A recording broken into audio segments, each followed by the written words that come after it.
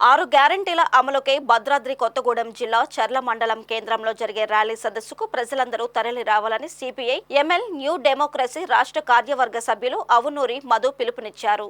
ఈ సందర్భంగా మధు మాట్లాడుతూ రేవంత్ రెడ్డి ప్రభుత్వం అధికారంలోకి వచ్చే ముందు ప్రజలకు 6 గ్యారంటీలు ఇచ్చిందని, ఇందులో ఒక్కదాన్ని కూడా అమలు చేయలేదని మండిపడ్డారు. పేదలందరికీ గృహ వసతి కల్పించాలని, ఇందిరమ్మ ఇండ్లను తక్షణమే మంజూరు చేయాలని ఆయన డిమాండ్ చేశారు. వాగ్దానాలను అమలు చేసేంత వరకు రేవంత్ రెడ్డి ప్రభుత్వాన్ని నిలదీయాలని పిలుపునిచ్చారు. కాంగ్రెస్ ప్రభుత్వం అధికారంలోకి వచ్చే ముందు మనని మోసపుచ్చేటువంటి వాగ్దానాలు చేసింది.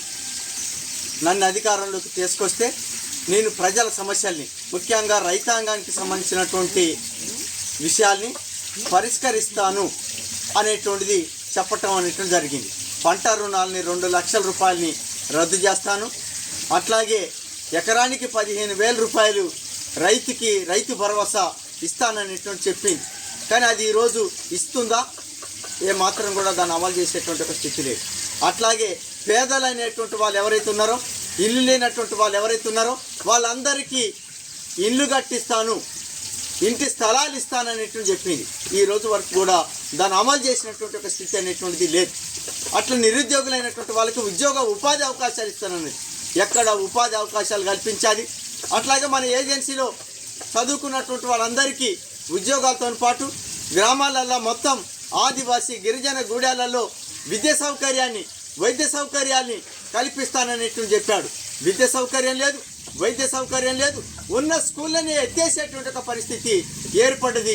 ఈరోజు గ్రామాలలో ఆదివాసీ గిరిజనులకి జ్వరాలు వస్తే కనీసం వైద్య సౌకర్యం లేకుండా చనిపోతున్నటువంటి ఒక పరిస్థితి అనేటువంటి ఏర్పడ్డది.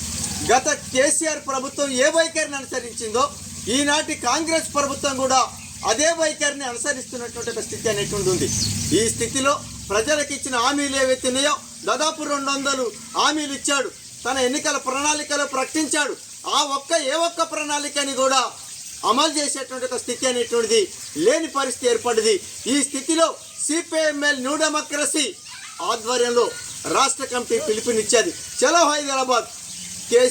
కేసీఆర్ ప్రభుత్వం అమలు చేయనటువంటి నేను అమలు చేస్తానని ముందుకు వచ్చినటువంటి రేవంత్ రెడ్డి ప్రభుత్వం తన వాగ్దానాలు ఏ ఒక్కదాన్ని అమలు చేయలేదు. కాబట్టి అవి అమలు చేస్తావా లేదని చెప్పి ఈ కాంగ్రెస్ ప్రభుత్వాన్ని నిలదీయటం, అడగడం అనేటువంటి చేయటం కోసం ఈ సమస్యలు పరిష్కారం అయ్యేంత వరకు దశల వారీ ఉద్యమ కార్యక్రమం చేపట్టింది.